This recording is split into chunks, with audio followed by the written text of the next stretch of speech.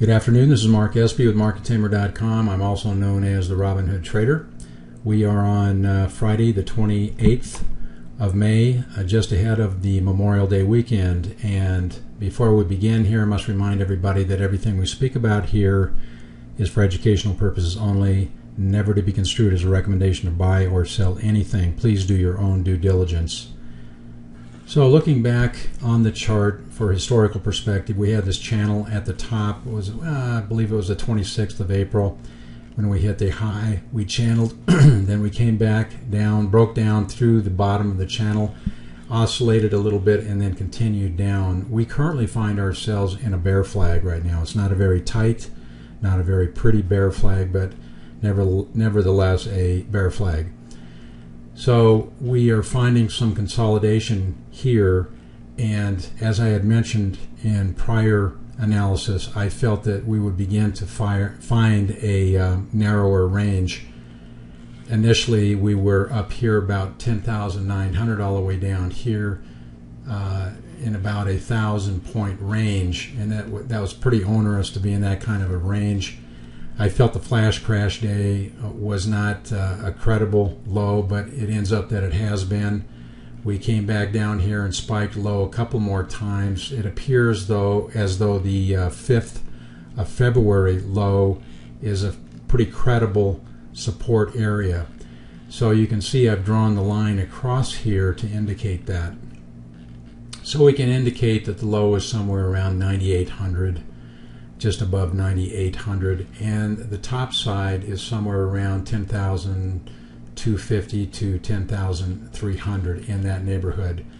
I would expect that we will continue to oscillate in this range till it decides what it wants to do. I had mentioned last week that 14 out of the prior 19 days, when I did the analysis last Friday, were actually triple-digit trading days. We've had a continuation of the volatility this week. When you take a look at each and every one of these days, and the amplitude of the trading range has just been huge. This is kind of an interesting day here that we put in on Tuesday, and that was a hammer, a very narrow range body at the top, and a big long wick to the bottom, rejecting those lower price levels. Wednesday was like an inverted hammer. Then we had the big day yesterday, and then today we opened and then traded down pretty steadily. Didn't close at the lows, but down about 122 points today on the Dow. I take a look at the stochastics, and the stochastics is just ranging at the lower band. Has not yet broken down below that band to indicate an oversold condition, but pretty close. And the MACD looks like it wants to start to turn over and come back to the upside. The histogram is beginning to retrace and come back toward the zero line. It looks like the MACD line wants to cross the signal line, but it has not yet done that.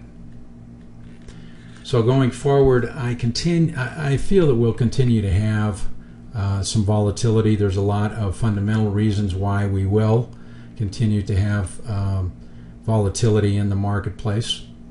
But I do feel that the range will begin to narrow, as I had pointed out before. So these are credible areas to keep in mind going forward, and we'll just let the market kind of do what it wants to do, and we'll see if it breaks down. Typically, when you're looking at a bear flag, that's a bearish continuation pattern.